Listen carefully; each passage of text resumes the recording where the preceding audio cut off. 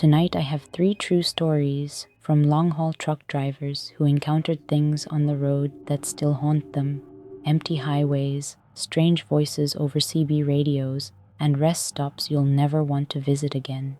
If you've ever wondered what happens out there in the middle of the night, keep listening. I've been driving trucks for over 15 years. Most of it is routine. Pick up a load, drive the route, deliver it, go home. But there are stretches of highway in the Midwest that feel like another planet after midnight. No traffic, no houses, no lights except the green glow of your dashboard. You start to feel like you're the only person awake in the world. One night, about 3 years ago, I was hauling refrigerated goods through Nebraska. It was late October, bitterly cold. My dispatcher had routed me on a back highway to shave an hour off the trip. The road was 2 lanes and straight as a ruler. By 1 in the morning, I'd been driving for 10 hours and my eyes were starting to blur. I pulled into a rest stop I'd never been to before, just a small paved loop with a few picnic tables and a single dim light near the bathrooms. There were no other trucks or cars. The lot was empty except for my rig. I parked, set the brakes, and climbed down. The air was so cold it felt like it cut my lungs. I walked to the bathroom, splashed water on my face, and came back out feeling a little more awake. That's when I noticed it. A man was standing at the far edge of the lot, half in the shadows. He was facing me but not moving. He wore a dark hoodie with the hood up and jeans so faded they looked white under the light. I figured maybe he was a hitchhiker, but something about him made the hair on the back of my neck stand up. He was too still, just standing there, hands in pockets, like he'd been waiting. I got back in my cab and locked the doors. When I started the engine, my headlights swept across him and I saw his face clearly for a second. He wasn't looking at me at all. He was looking at my trailer. His mouth was slightly open, like he was whispering. Then the light passed and he disappeared back into shadow. I told myself it was nothing, just a guy cutting through the lot.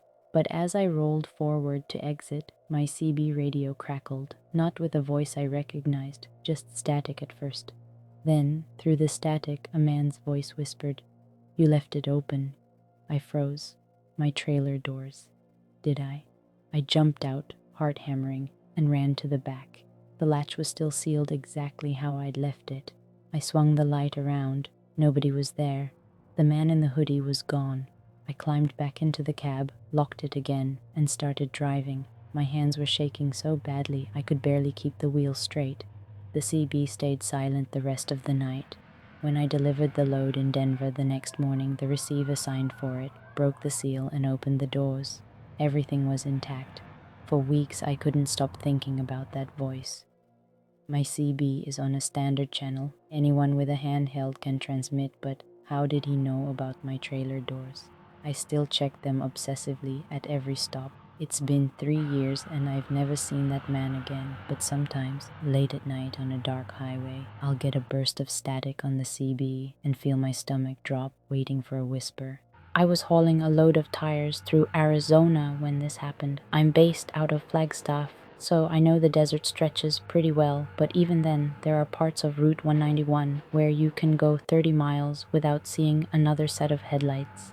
That night was one of those nights.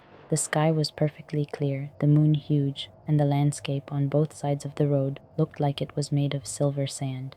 It was around 2 in the morning. I'd stopped at a gas station just outside of Safford to top off, grab some coffee, and switch out my playlist. The cashier told me the next rest stop was closed for renovations, so I planned to push straight through to Show Low before sleeping. About 40 minutes later, I noticed something odd, a set of taillights ahead of me that never seemed to get any closer. I was doing the speed limit, even a few miles over, but no matter how long I drove, those taillights stayed the same distance away. 2 small red dots floating just above the asphalt. At first, I thought maybe it was another truck, but there was no shape around them, no reflective tape, no license plate, nothing, just lights. After another 20 minutes, the CB hissed. I keep it on channel 19 out of habit. A voice came through, low and slow. "Do you see them?" I picked up the mic and said, "Who is this?" Static. Then again, "Do you see them?" The voice sounded like it was underwater, like someone speaking through a snorkel. I clicked off and kept driving. Finally, the taillights ahead of me flickered. They went out completely for a second, then came back on. When they did, they were much closer.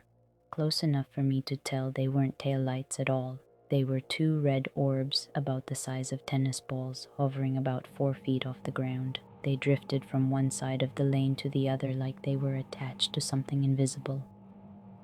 I slowed down, heart thumping, and reached for my phone to get a picture. The moment I did, the CB went dead silent, and the orbs veered off the road into the desert. They didn't bounce or fade. They just moved sideways, passing between two cacti, and disappeared like someone turning off a switch. I pulled over on the shoulder and shut everything down. Lights, engine, CB. The desert was absolutely silent. No wind, no insects, nothing.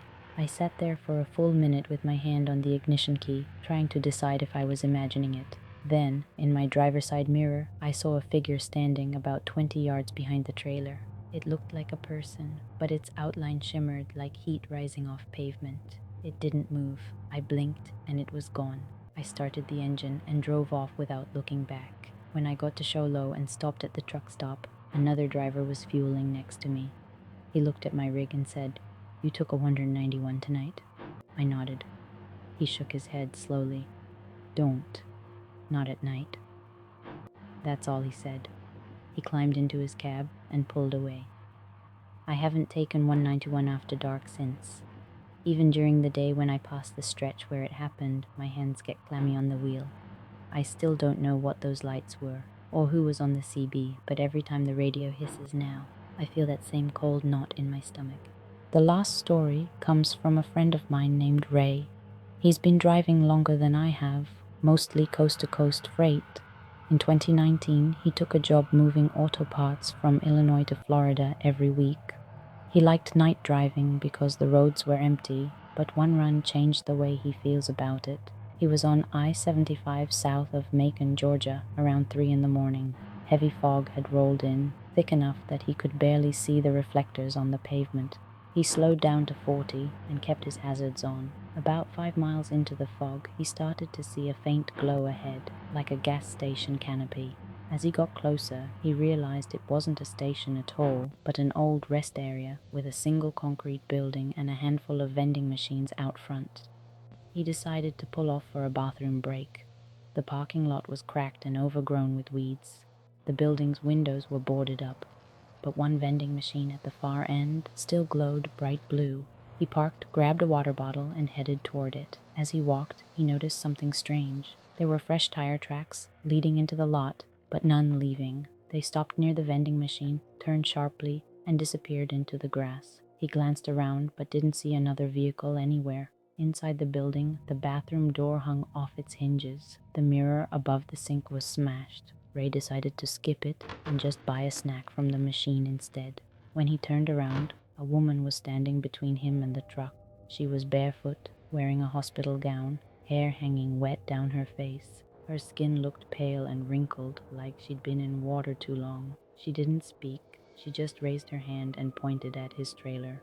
Ray said every instinct in him screamed to run, but he forced himself to walk calmly back to the cab. He climbed in, locked the doors, and started the engine. When his headlights swept across the lot, the woman was gone. The vending machine light flickered and went dark. He pulled back onto the interstate, heart pounding. The fog lifted about 10 miles later. When he stopped at a truck stop near Valdosta to check the trailer, he found a wet handprint smeared across the back door. It was small, like a child's, but the fingers were unusually long. The print dried and vanished before he could take a picture. Ray hasn't stopped at an unlit rest area since. He still takes that route, but only during the day. Every time he passes the exit for that rest stop, he glances over and sees nothing but trees. These are the kinds of stories that stay with you. Empty highways, strange voices, lights with no source, people who vanish when you blink. For truck drivers, the road is a job, but it's also a place where you're completely alone with whatever's out there in the dark. If you've had something like this happen to you, tell me about it in the comments. I read them all, and the best stories might end up in a future video. And if you want more real-life horror from the road, you can find plenty more on my channel Tale Me Go.